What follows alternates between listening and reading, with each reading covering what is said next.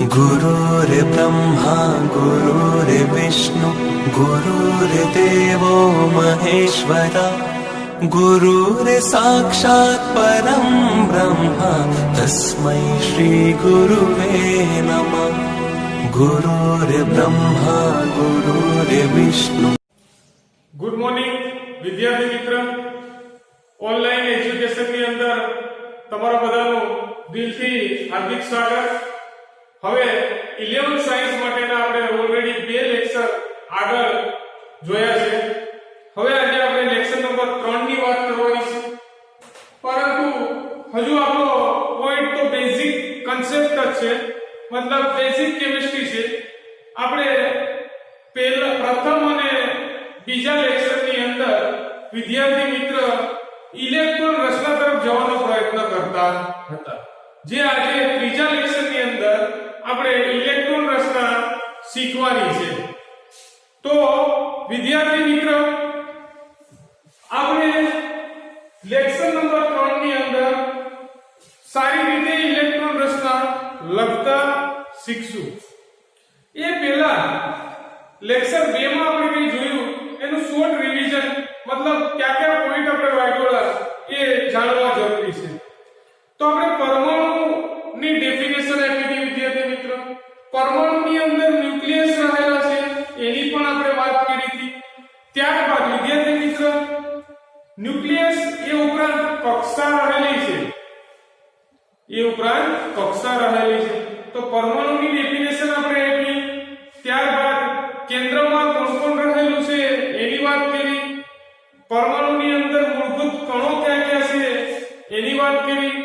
ઉપપરમાણુય કણો ક્યાં છે તેની વાત કરી।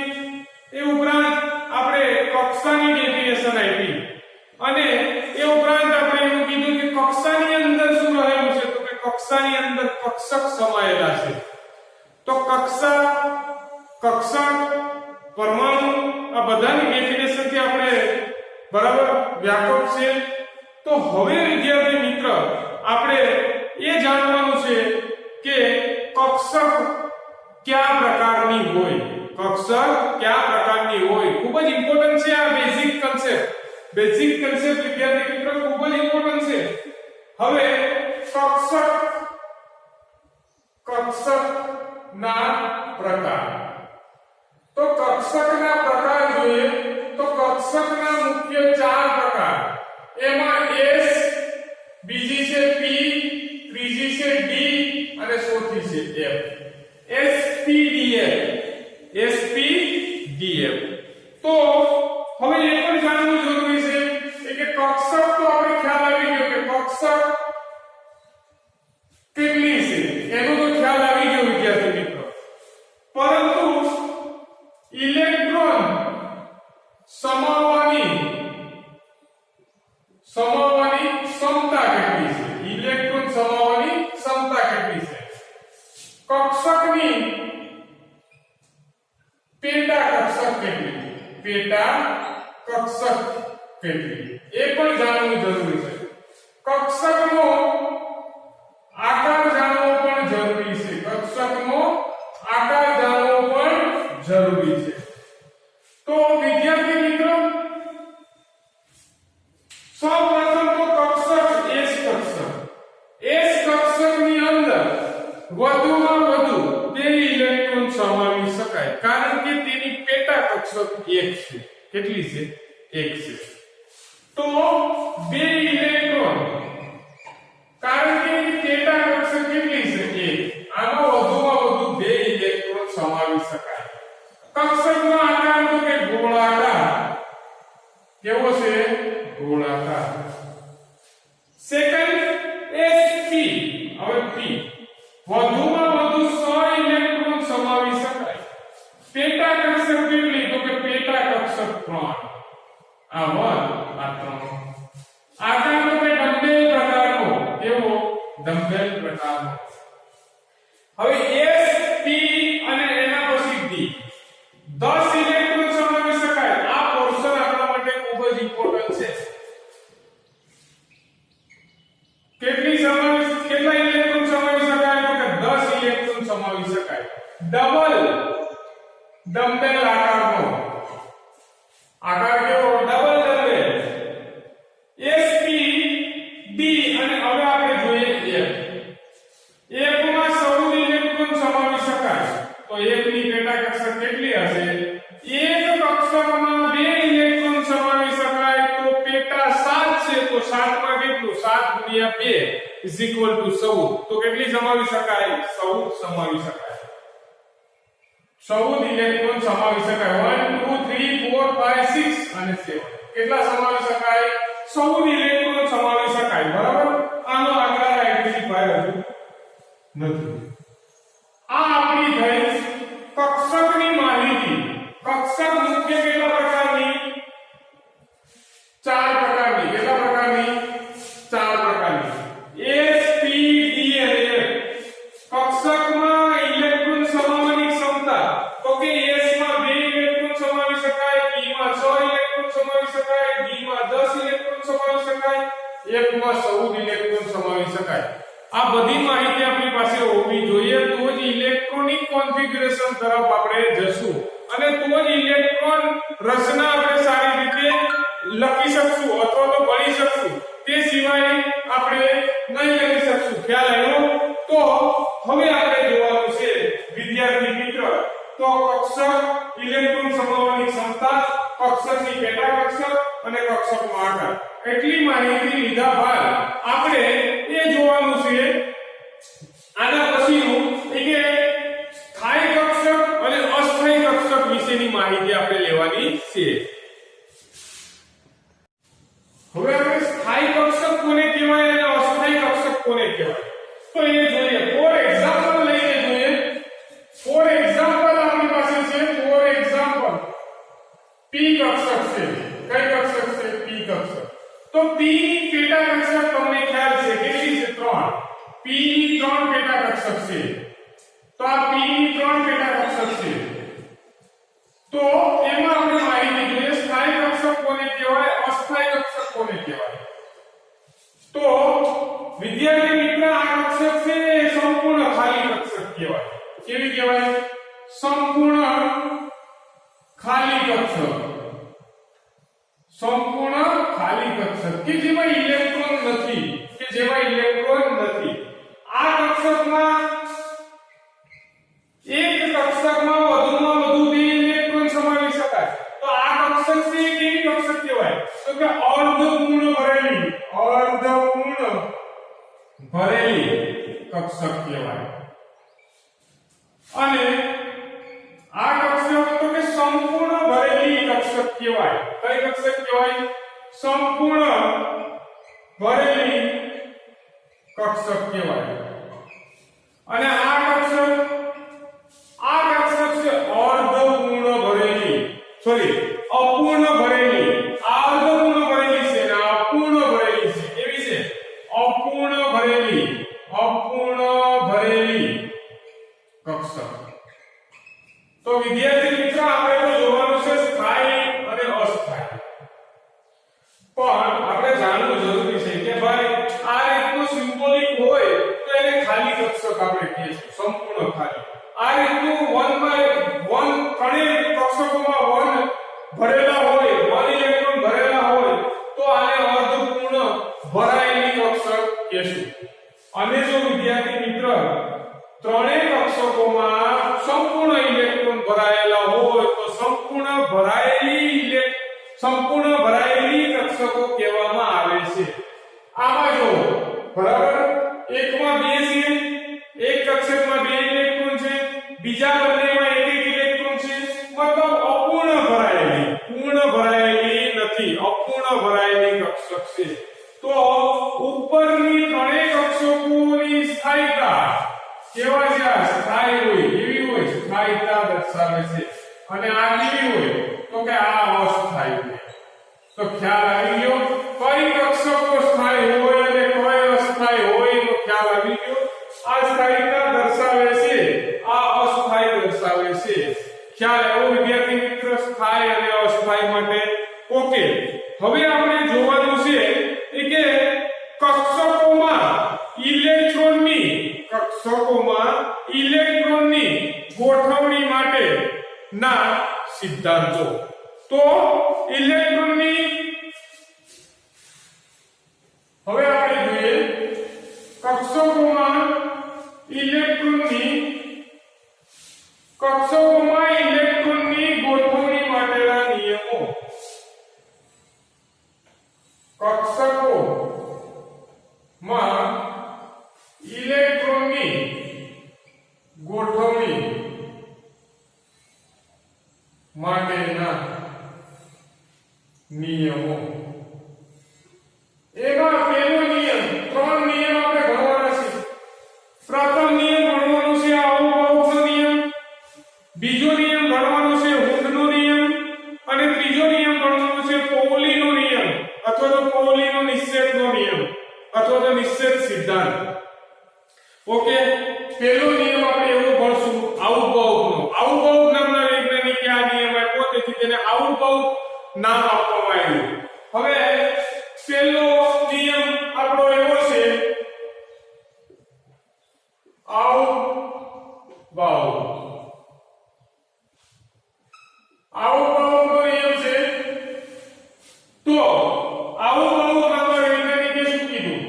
એને એવું કીધું કે પરમાણુમાં રહેલા ઇલેક્ટ્રોનની જ્યારે પણ તમે ગોઠવણી કરો છો ત્યારે ઇલેક્ટ્રોન પ્રથમ નીચી ઊર્જાવાળી કક્ષકમાં ભરાવ, નીચી ઊર્જાવાળી કક્ષકમાં પ્રથમ ભરાય અને ત્યારબાદ ક્રમશઃ ઊંચી ઊર્જાવાળી કક્ષકમાં ભરાશે. ફરી એક વખત આઉટબાઉન્ડના વૈજ્ઞાનિકે શું કીધું કે પરમાણુમાં રહેલો ઇલેક્ટ્રોન સૌપ્રથમ નીચી ઊર્જાવાળી કક્ષકમાં ભરાશે, ત્યારબાદ ક્રમશઃ ઊંચી ઊર્જાવાળી કક્ષકમાં ભરાશે. તો હું અહીં લખું પરમાણુમાં રહેલા ઇલેક્ટ્રોન સૌપ્રથમ નીચી ઊર્જા વાળી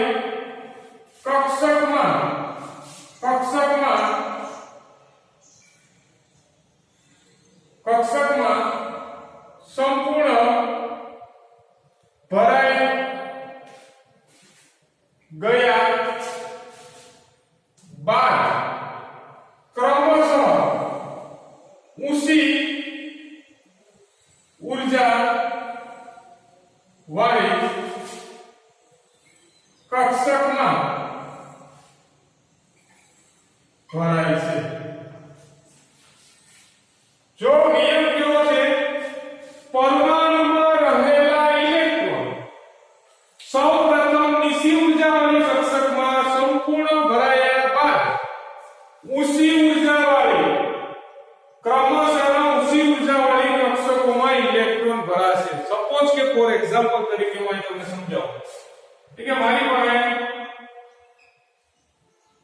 આ ત્રણ કક્ષક છે.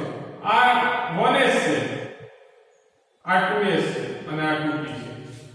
આની ઊર્જા સૌથી વધારે છે. ફોર એક્ઝામ્પલ સૌથી ઊંચી અને આની સૌથી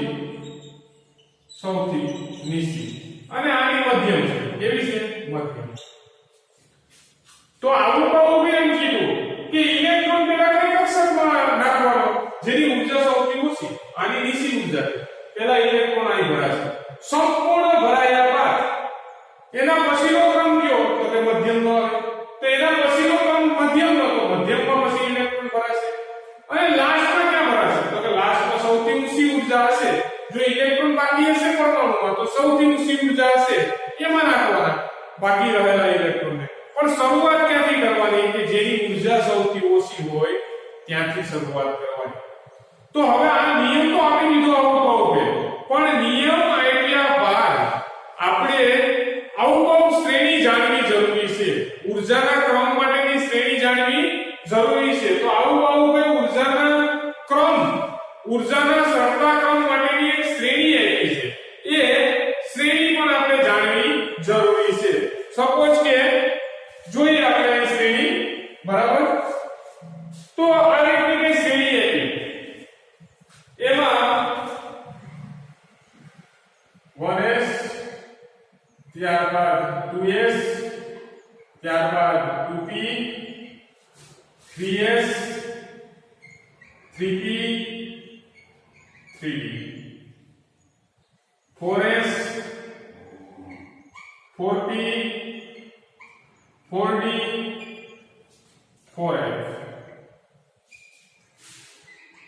5s, 5p, 5d, 5f, 6s, 6p, 6p, 7s, 7p, 7p સુધી બહુ થઈ ગયું 7p બરાબર ત્યાં સુધી આપણે કામમાં આવશે. તો હવે આપણે જોઈએ આ રીતની શ્રેણી આપેલી છે અને શ્રેણીમાં એને એક લાઈન ડ્રો કરેલી છે આવું બહુપદના વૈજ્ઞાનિક કે આ પ્રમાણે આ શ્રેણીને બરાબર સરખા ક્રમમાં ગોઠવવી. તો કઈ રીતે વિદ્યાર્થી મિત્રો?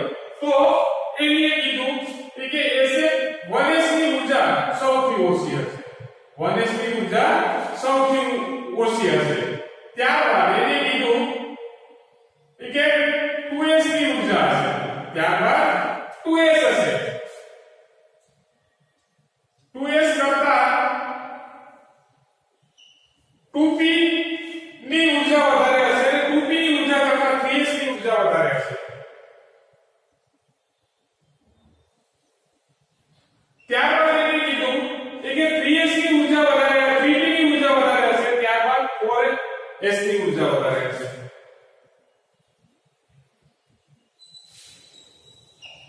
ત્યારબાદ એને કીધું કે 4s કરતા 3d ની ઊર્જા વધારે 3d કરતા 4p ની ઊર્જા વધારે 4p કરતા 5s ની ઊર્જા વધારે. ત્યારબાદ આગળ વધે ત્યારબાદ 4d ની ઊર્જા વધારે ત્યારબાદ 5d ની ઊર્જા વધારે અને ત્યારબાદ 6s ની ઊર્જા વધારે. ખ્યાલ આવ્યો વિદ્યાર્થી મિત્રો? હવે હજુ આગળ વધશે તો આ રીતની કઈ શ્રેણી બનશે. તો એમાં 4s ની ઊર્જા વધારે 5d ની 6p 7s 7s પછી 5s 6d અને 7. તો આ રીતની કઈ શ્રેણી આવી. તો આ શ્રેણીનો સરખો ક્રમ આપણે લખવો જરૂરી છે. શ્રેણીનો સરખો ક્રમ શ્રેણીનો સરખો ક્રમ લખવો જરૂરી છે. તો પહેલામાં લખીશ 1s ની ઊર્જા સૌથી ઓછી ત્યારબાદ 2s ખ્યાલ આવે છે વિદ્યાર્થી મિત્રો? ત્યારબાદ 2s પછી 2p 2p પછી 3s અને 3s પછી 3p 3s પછી 3p અને 3p પછી 4s 3p પછી 4s અને 4s પછી 3d 4s પછી 3d 3d પછી 4p 4p પછી 5s હવે 5s પછી 4d 5s પછી 4d 4d પછી 5p અને 5d પછી 6s 5p પછી 6s અને 6s પછી 4f 6s પછી 4f 4f પછી 5d 5d અને 5d પછી 6p અને 6p પછી 7s 7s પછી 5f 5f પછી 6d અને 6d પછી 7p. બરાબર? આ રીતનો આપણે શ્રેણીનો સરખો ક્રમ આપ્યો. બરાબર? કોને? તો કે આવું નામના વૈજ્ઞાનિકે. હવે તમને ખબર છે કે s માં વધુમાં વધુ કેટલી પેટા કક્ષક કેટલા ઇલેક્ટ્રોન સમાવી શકાય? 2. આમાં 2, p માં 100, s માં 2, p માં કેટલા? 100, s 2, d 10, p 100. બરાબર? c આપણી પાસે કોણ? s p d f ચાર કક્ષકો છે. તો s માં 2 ઇલેક્ટ્રોન, p માં કેટલા ઇલેક્ટ્રોન? 6 ઇલેક્ટ્રોન, d માં કેટલા ઇલેક્ટ્રોન? 10 ઇલેક્ટ્રોન અને f માં કેટલા ઇલેક્ટ્રોન સમાવી શકાય? 14 ઇલેક્ટ્રોન સમાવી શકાય. બરાબર? હવે આની ઊર્જા ઓછી કેમ છે? શા માટે? તો અહીં હું લખી શકું અહીં હું લખી શકું જે કક્ષકમાં n + l નું મૂલ્ય વધારે n + l ના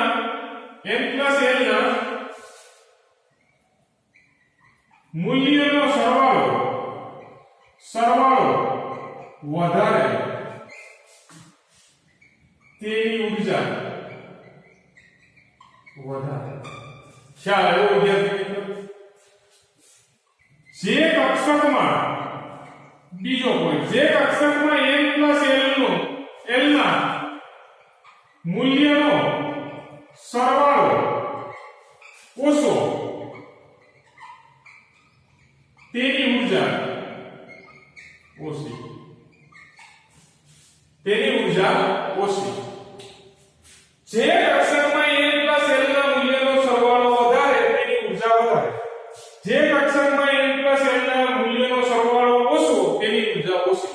ફોર એક્ઝામ્પલ અહીં જોઈએ તો કે ફોર એક્ઝામ્પલ પેલા 1s લઈએ આપણે. 1s ની ઉર્જા સૌથી ઓછી છે. તો બરાબર n અને l ના મૂલ્ય પરથી આપણે જોઈએ n + l. હવે તમને ખબર છે કે l = 0 બરાબર s, ને l = 1 બરાબર p, l = 2 બરાબર t, ને l = 3 બરાબર s. આ બધું જોઈ ગયા આગળ જોઈએ. n નું મૂલ્ય ક્યાંથી લેવાનું? તો કે કક્ષક મુખ્ય કોણનો માર્ગ દર્શાવે છે. n નો મતલબ 1 કોનો નિર્દેશ કરે છે? n નો. s કોનો નિર્દેશ કરે છે? l નો. પણ l કેટલી કિંમત લેવાની છે? s છે તો l કેટલા? 0. તો અહીં થશે n 1 તો છે અને s 0 = 1. n નું મૂલ્ય કેટલું? 1. એ જ રીતે 2s ની વાત કરીએ. 2s તો એમાં n + l n કેટલા છે? તો કે 2. l તો કે s છે તો એનું મૂલ્ય કેટલું છે? 0. તો 2. પછી 2p ની વાત કરીએ તો 2p = n + l.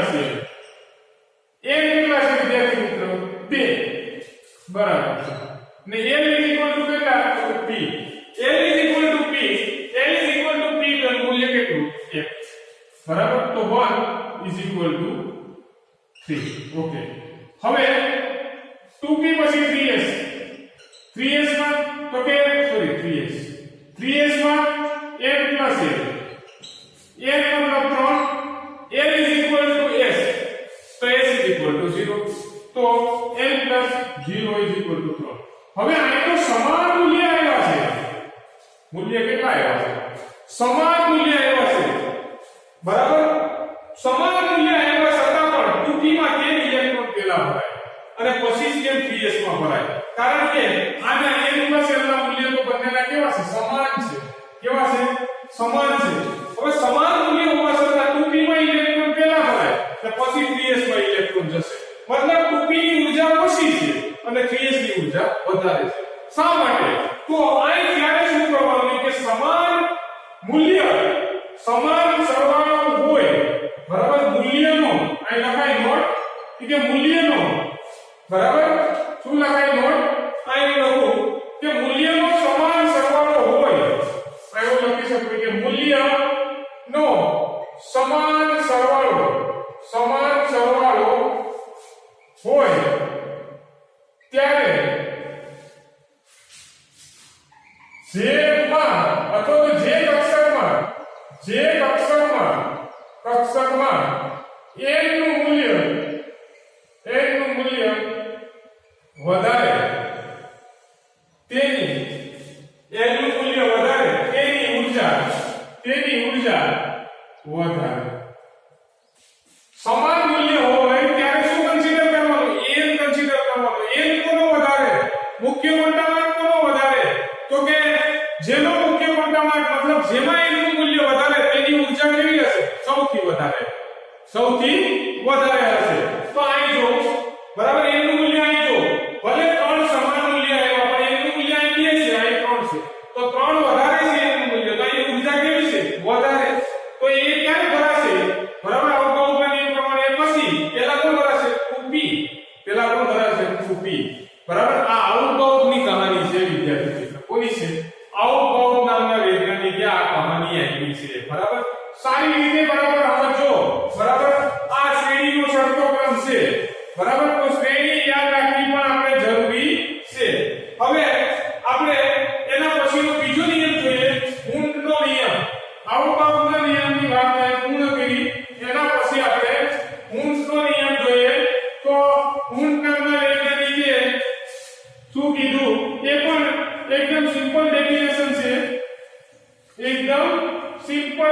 ડેફિનેશન છે તો એ આપણે જોઈ લઈએ છીએ જરા. હુનનો નિયમ. આ વૈજ્ઞાનિકે એવું કીધું કે સમાન ઊર્જા ધરાવતી કક્ષકોમાં ઇલેક્ટ્રોન પ્રથમ એકાંકી રીતે ભરાય ત્યારબાદ તેનું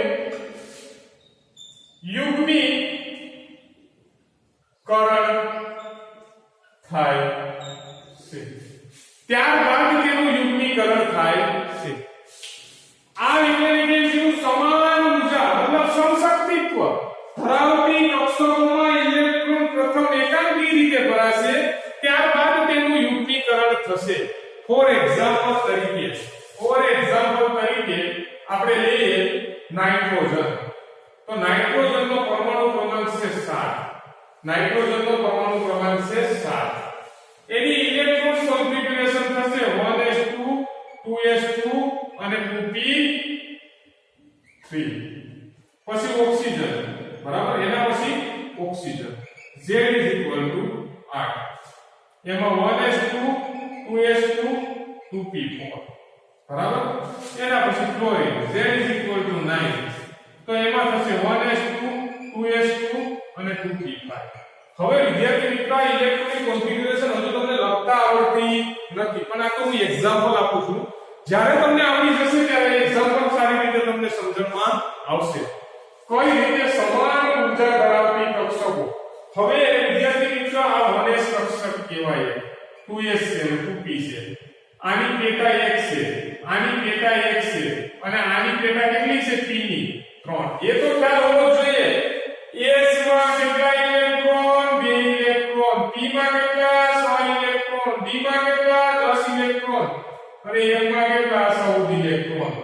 s ની પેટા કેટલી? 1. p ની પેટા કેટલી? 3. d ની પેટા કેટલી? 5. અને f ની પેટા કેટલી? 7. આ જે કક્ષકો છે એ કેવી છે? 7 કક્ષકો છે એ કેવી છે? સમાન ઊર્જા ધરાવતી સમશક્તિત્વ, બરાબર. ખ્યાલ આવ્યો? સમશક્તિત્વ સ્તર ધરાવે છે, મતલબ સમાન ઊર્જા ધરાવે છે. ખ્યાલ આવી ગયો વિદ્યાર્થી મિત્રો? હવે જો આમાં 2 ઇલેક્ટ્રોન તો સમાઈ ગયા, આમાં 2 ઇલેક્ટ્રોન સમાઈ ગયા, પણ આ જે કક્ષક છે એ સમાન ઊર્જા ધરાવતી કક્ષકો છે. ઊર્જા કેવી છે? સમાન ઊર્જા ધરાવતી કક્ષકો છે. તો આમાં શું થશે વિદ્યાર્થી મિત્રો? પહેલા ઇલેક્ટ્રોન એકાંકી રીતે ભરાશે, બરાબર. પહેલા ઇલેક્ટ્રોન એકાંકી રીતે ભરાશે. ખ્યાલ આવ્યો? બરાબર. હવે એના પછી આમાં s ની પેટા 1, p ની પેટા કેટલી? 3. પણ આ ત્રણે ત્રણ છે કેવી છે? સમાન શક્તિ ધરાવતી, સમશક્તિત્વ ધરાવતી, બરાબર. આમાં એકમાં વધુમાં વધુ કેટલા ઇલેક્ટ્રોન સમાવી શકાય? 2. તો 2, એક ક્લોકવાઇઝ અને એક એન્ટી ક્લોકવાઇઝ, બરાબર. આમાં કેટલા સમાવવાના છે? 4. પેલા કઈ રીતે ભરાશે? અહીં કીધું સમાન ઊર્જા, મતલબ આની ઊર્જા સમાન છે. સમાન ઊર્જા ધરાવતી કક્ષકોમાં ઇલેક્ટ્રોન પ્રથમ એકાંકી રીતે ભરાશે. પહેલા એકાંકી રીતે ભરાઈ ગયા, પણ હજુ એક બાકી છે. અને ત્યારબાદ એનું યુગ્મીકરણ થશે. હવે યુગ્મીકરણ શું કહેવાય? એ જ રીતે અહીં s ની 1, p ની 3, p ની કેટલી? p ની 3 પેટા, ટોટલ ઇલેક્ટ્રોન 6 છે. 1 2 વધુમાં વધુ મિલકા સમાવી શકાય તે લખેલા છે. હવે અહીં કેટલા છે? 5. તો પેલા કઈ રીતે ભરાશે? હુનના નિયમ પ્રમાણે. હુન નામના વૈજ્ઞાનિકે કીધું પેલા એકાંકી રીતે ભરાશે, ત્યારબાદ થશે યુગ્મીકરણ. 1 2 3 4, હજુ એક બાકી છે યુગ્મીકરણ, આગળ પણ થશે. ખ્યાલ આવ્યો વિદ્યાર્થી મિત્ર? બરાબર. આ હુન નામના વૈજ્ઞાનિકે નિયમ આપ્યો. તો પેલો નિયમ હું કીધું આવું કહું કે પ્રથમ ઓછી ઊર્જાવાળી કક્ષકમાં ઇલેક્ટ્રોન ભરાશે, ત્યારબાદ ઊંચી ઊર્જાવાળી કક્ષકમાં ઇલેક્ટ્રોન ભરાશે. હુન્ડ નામના વૈજ્ઞાનિકે શું કીધું કે સમાન ઊર્જા ધરાવતી કક્ષકોમાં પ્રથમ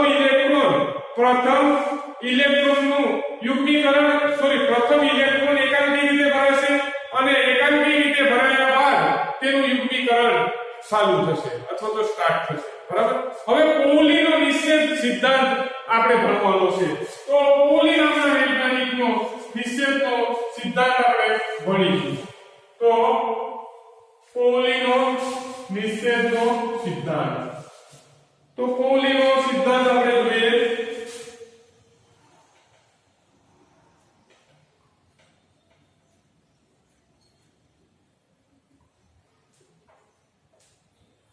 હવે કોઈ પણ કક્ષકમાં આ ભાઈએ એવી માહિતી આપી કે કોઈ પણ કક્ષકમાં વધુમાં વધુ 2 ઇલેક્ટ્રોન સમાવી શકાય કેટલા ઇલેક્ટ્રોન સમાવી શકાય વધુમાં વધુ 2 ઇલેક્ટ્રોન સમાવી શકાય કોઈ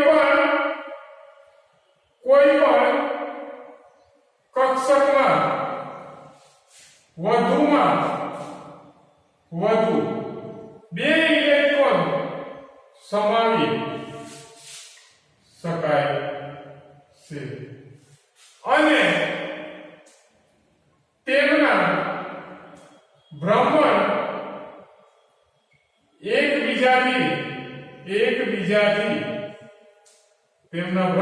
એકબીજાથી વિરુદ્ધ હોય બરાબર સપોઝ કે કોઈ S કક્ષક છે 1s તો એની પેટા કેટલી 1 તો એક કક્ષકમાં વધુમાં વધુ કેટલા ઇલેક્ટ્રોન સમાવી શકાય 2 અને આ 2 ઇલેક્ટ્રોન તો સમાવી શકાય પણ તેમના ભ્રમણ એકબીજાથી કેવા હશે વિરુદ્ધ આ પોઝિટિવ અને આ જે ભ્રમણ છે એ નેગેટિવ છે મતલબ એક ભ્રમણ ક્લોકવાઇઝ હશે તો બીજું ભ્રમણ એન્ટી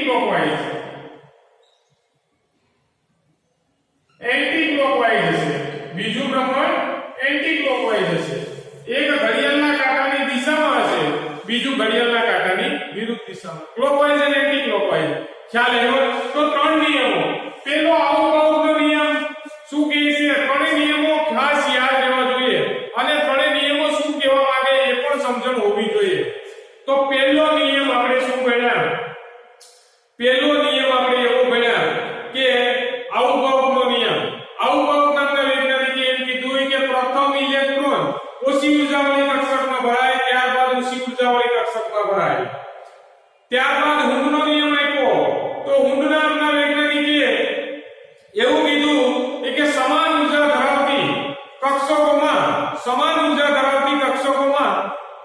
પહેલા એકાંકી રીતે ઇલેક્ટ્રોન ભરાશે ત્યારબાદ તેનું યુગ્મીકરણ ચાલુ થશે અને પોલીનો નિયમ એવો કીધો કે કોઈ પણ કક્ષકમાં વધુમાં વધુ 2 ઇલેક્ટ્રોન સમાવી શકાય અને તેમના ભ્રમણ એકબીજાથી વિરુદ્ધ હોય એક ક્લોકવાઇઝ હોય તો બીજો એન્ટી ક્લોકવાઇઝ હોય હવે પ્રશ્ન એ છે વિદ્યાર્થી મિત્ર કે જ્યારે પણ આપણે ઇલેક્ટ્રોન રચના લખતા હોય ત્યારે આપણી સામે આઉટબાઉન્ડ આપેલો ઊર્જાના સરખા ક્રમની શ્રેણી આપણે ખ્યાલ હોવી જોઈએ બરાબર પણ એ યાદ રાખવી ખૂબ જ થોડી મુશ્કેલ છે બરાબર તો એના માટે હું એક શોર્ટકટ રીત લાવ્યો છું બરાબર એ શોર્ટકટ રીત તમે યાદ રાખો તો તમને સારી રીતે એ શ્રેણી આવડી જશે તો બરાબર શ્રેણી યાદ રાખવા માટેની એક શોર્ટકટ રીત છે એ તમને કે બુકની અંદર અથવા તો પાઠ્યપુસ્તકની અંદર મળશે નહીં તો હવે આપણે ઇલેક્ટ્રોન રચના લખવાની છે શું લખવાનું છે ઇલેક્ટ્રોન રચના લખવાની છે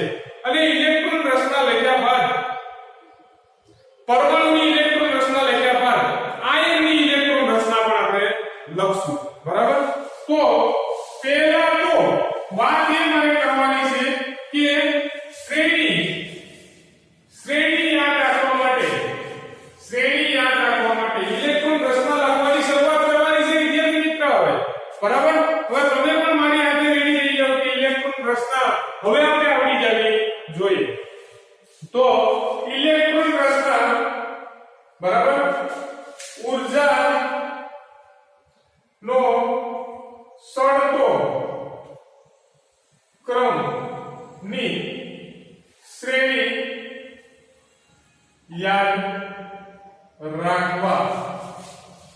માટેની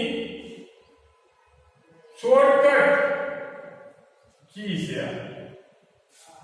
ઊર્જાનો ચડતો ક્રમ કક્ષકની ઊર્જાનો ચડતો ક્રમ બરાબર કોની કક્ષકની ઊર્જાનો ચડતો ક્રમની શ્રેણી યાદ રાખવા માટેની શોર્ટકટ કી આપણે જોવાની છે તો એના માટે વિદ્યાર્થી મિત્રો તમારે ચાર વર્ડ યાદ રાખવાના કેટલા ચાર સ્કૂલ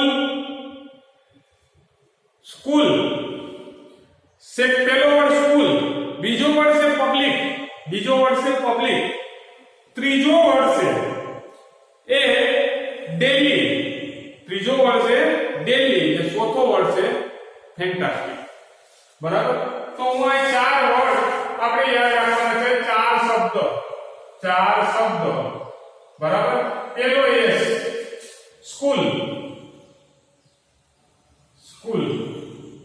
बीजो से पब्लिक त्रीजो से डेली आने चौथो से फैंटास्टिक ख्याल है विद्यार्थी मित्र बराबर स्कूल पब्लिक डेली फैंटास्टिक चार वर्ड याद રાખવાના છે ખ્યાલ આવ્યો વિદ્યાર્થી મિત્રો હવે શ્રેણીનો ચડતો ક્રમ આપણે ગોઠવી દેવાનો છે શ્રેણીનો ચડતો ક્રમ ગોઠવી દેવાનો છે તો શ્રેણીનો ચડતો ક્રમ ગોઠવતા પહેલા બરાબર હું અહીં લખું શ્રેણીનો ક્રમ ગોઠવવાનો છે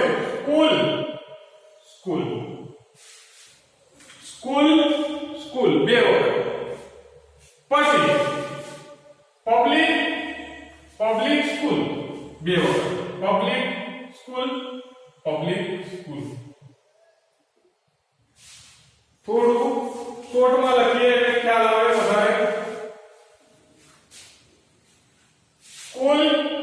સ્કૂલ બે વખત સ્કૂલ ઓકે પછી પબ્લિક સ્કૂલ એ પણ બે વખત પબ્લિક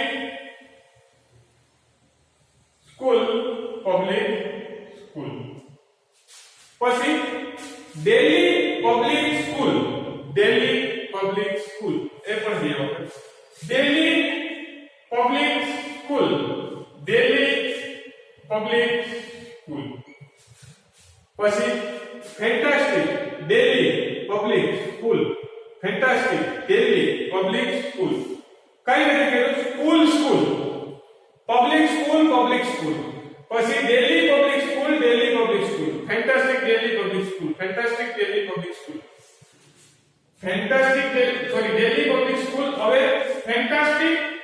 डेली पब्लिक स्कूल હવે ફેન્ટાસ્ટિક ડેલી પબ્લિક સ્કૂલ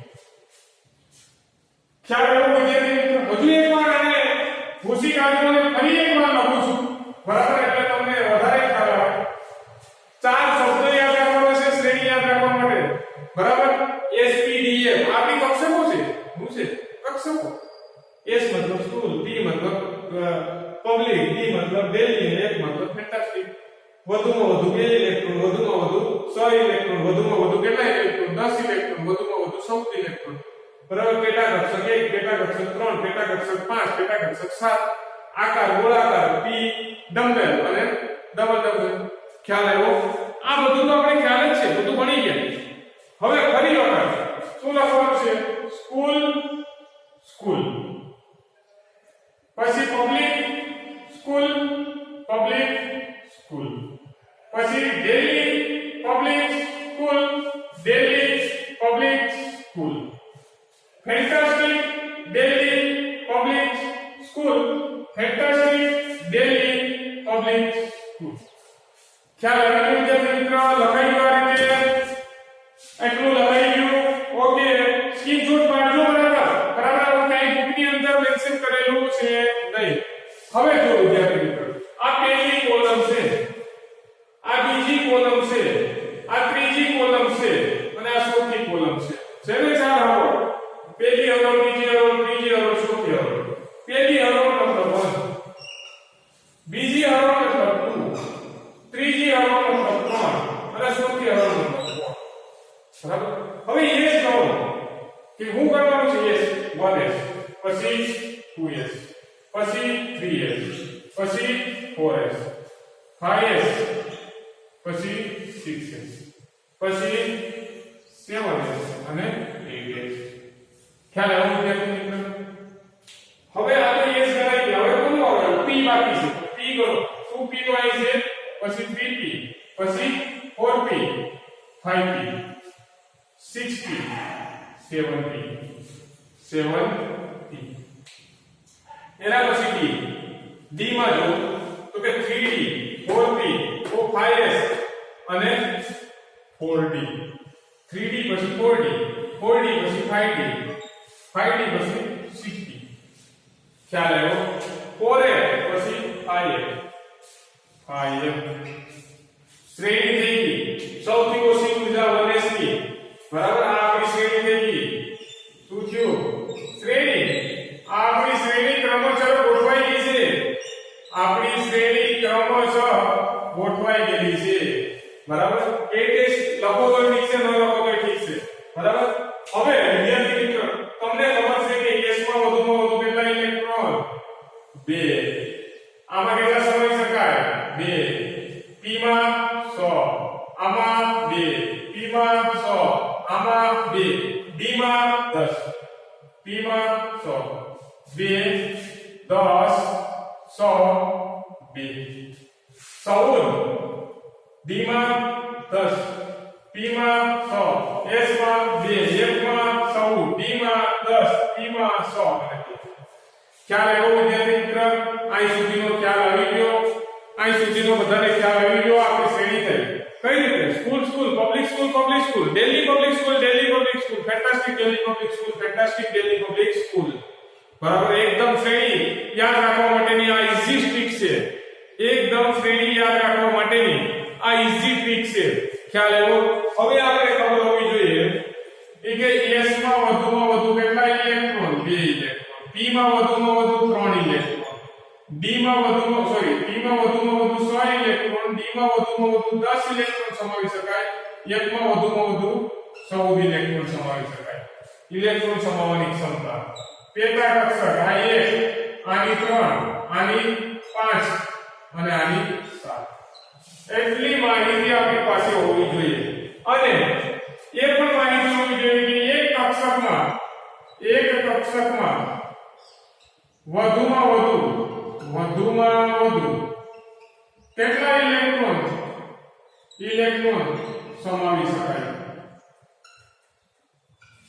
તો વધુમાં વધુ 2 ઇલેક્ટ્રોન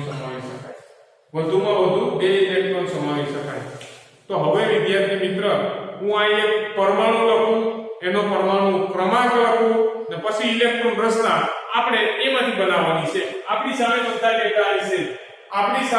ડેટા અહીં મૂકેલા છે ને 1 બાય 1 બધા જ ડેટા મૂકેલા છે આપણે શું કરવાનું છે માત્ર બરાબર પરમાણુ આપણી પાસે છે એનો પરમાણુ ક્રમાંક છે એના પરથી આપણે ઇલેક્ટ્રોન રચના બનાવવાની છે તો 1 બાય 1 જોઈએ બરાબર પરમાણુ અથવા તો તત્વો હું લઉં એક હાઇડ્રોજન એનો પરમાણુ ક્રમાંક છે Z = 1 શું છે Z = 1 તો વિદ્યાર્થી મિત્ર બરાબર એક ઇલેક્ટ્રોન છે પરમાણુની અંદર એક ઇલેક્ટ્રોન છે તો પેલો ઇલેક્ટ્રોન ક્યાં ભરાશે 8s માં ભરાશે 5p માં ભરાશે 4s માં ભરાશે 4p માં ભરાશે 2s માં ભરાશે કેમાં ભરાશે આની ઊર્જા ઓછી છે તો 1s માં ભરાશે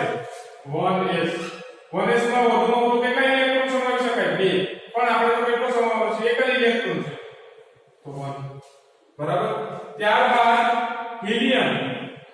હિલિયમની ઇલેક્ટ્રોન રચના Z = 2 તો હિલિયમમાં ક્યાં ભરાશે તો કે બંને ઇલેક્ટ્રોન બે છે ને હિલિયમ Z = પરમાણુ ક્રમાંક છે પરમાણુ ક્રમાંક એ શું ઇન્ડિકેશન કરે છે ઇલેક્ટ્રોનની રચના અને પ્રોટોનની ઇલેક્ટ્રોનની સંખ્યા અને પ્રોટોનની સંખ્યા બરાબર પ્રોટોન એ બે છે અને પ્રોટોન એ બે છે અને ઇલેક્ટ્રોન પણ બે છે બરાબર તો ઇલેક્ટ્રોન આપણી પાસે હિલિયમ પરમાણુ ક્રમાંક 2 તો ઇલેક્ટ્રોન કેટલા 2 તો 2 ઇલેક્ટ્રોન છે તો 2 ઇલેક્ટ્રોન ક્યાં ભરાશે 1s2 માં મતલબ 1s2 2 ઇલેક્ટ્રોન ભરાઈ ગયા હવે વિદ્યાર્થી મિત્ર હવે આપણે લિથિયમની વાત કરીએ Z = 3 ઇલેક્ટ્રોન છે કેટલા ઇલેક્ટ્રોન છે વિદ્યાર્થી મિત્ર 3 ઇલેક્ટ્રોન તો પેલા ક્યાં ભરાશે તો કે 1s2 કેટલા સમાશે 1s માં? તો કે 2 ઇલેક્ટ્રોન.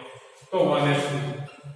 હવે કેટલા ઇલેક્ટ્રોન બાકી રહ્યા? 1 ઇલેક્ટ્રોન બાકી રહ્યો. એ ઇલેક્ટ્રોન ક્યાં જશે? તો કે 2s માં જશે. એ ઇલેક્ટ્રોન ક્યાં જશે? 2s માં. 2s માં કેટલા?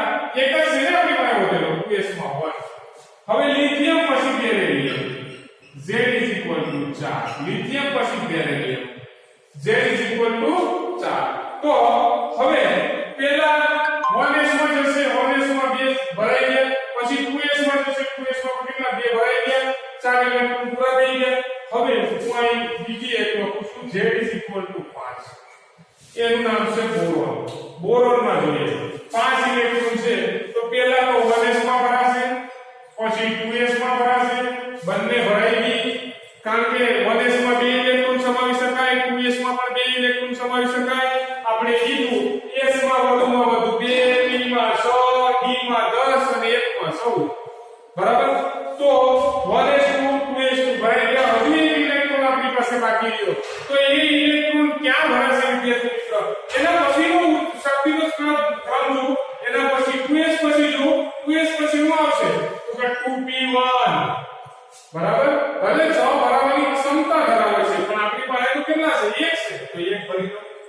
પછી આગળ બેરિલિયમ, બોરોન કયો. હવે સપોઝ કે હું નિયોન લઈ લઉં. Z = 10. Z = 10. તો આમાં મારે ઇલેક્ટ્રોન ની ગોઠવણી કરવી છે, તો 1s 2s2 આ માં ભરી દીધા, 4 ઇલેક્ટ્રોન થઈ ગયા. ત્યારબાદ કેમાં ભરીશું? 2p6 માં. કેટલા થયા? થઈ ગયા 10 ઇલેક્ટ્રોન. હવે સપોઝ કે મારી પાસે સોડિયમ છે, Z = 11. સોડિયમ છે, તો સોડિયમમાં આમાં કેટલા? તો કે 11 ઇલેક્ટ્રોન. તો પહેલા હું 1s2 થી પકડીશ, પછી 2s2 માં જાય, પછી 2p6 માં જાય, તો પણ મારી પાસે 1 ઇલેક્ટ્રોન હજુ વધે. તો 2p6 તો ભરાઈ ગઈ, મતલબ 2p ભરાઈ ગઈ. 2p ભરાઈ ગયા બાદ આવું કેવું કીધું નહીં કે ઓછી ઉર્જાવાળી કક્ષકો સંપૂર્ણ ભરાયા બાદ ક્રમશઃ ઓછી ઉર્જાવાળી કક્ષકોમાં જાવું. તો હવે કેમાં આવશે? 3s1. બરાબર? 3s1. બરાબર? ખ્યાલ આવ્યો છો? તો હવે સપોઝ કે ક્લોરીન Z = 17. Z = 17. તો પહેલા 1s2 2s2 2p6. 1s2 2s2 2p6. હવે 2p6 અહીં 10 ઇલેક્ટ્રોન પૂરા થયા, 10 ઇલેક્ટ્રોન પૂરા થયા. પછી 10 ને 2 12 ને 5 17. 12 ને 5 17 થઈ ગયા. તો ગમે તે તત્વ આપે વિદ્યાર્થી મિત્રો, હોમવર્કમાં તમે તમારી રીતે ઘણા બધા તત્વ લખજો. બરાબર? ક્લોરીન લખજો, મેગ્નેશિયમ લખજો, એલ્યુમિનિયમ, સિલિકોન લખજો, સલ્ફર લખજો. બરાબર? સલ્ફર લખજો, આર્ગન લખજો, ક્રિપ્ટોન લખજો, ઝેનોન લખજો, રેડોન લખજો. બરાબર? આ બધા તત્વો તમે તમારી જાતે ઇલેક્ટ્રોન રચના તૈયાર કરી એટલે ઇલેક્ટ્રોન રચના લખી અને આવજો. કઈ રીતે આ શ્રેણી આપણી સામે હોવી જોઈએ. ઇલેક્ટ્રોન ક્રમશઃ ભરતા જવાના, આ પૂરા થઈ જાય તો બરાબર આગળ વધવાનું હોય, અને આનો પૂરા થતો હોય તો આપણે વધારે કરવાનું. બરાબર? એટલે XYZ કોઈ પણ તત્વ અથવા કોઈ પણ પરમાણુ હોય અને એની ઇલેક્ટ્રોન કોન્ફિગરેશન તમને લખવાની કીધી હોય તો આપણે આવડી જાય. પણ એના માટે એક જ વસ્તુ છે. શું? તો કે આ શ્રેણી યાદ રાખવી પડે. 4 વર્ડ યાદ રાખવાના છે. School school, public school public school, Delhi public school Delhi public school, fantastic Delhi public school fantastic Delhi public school.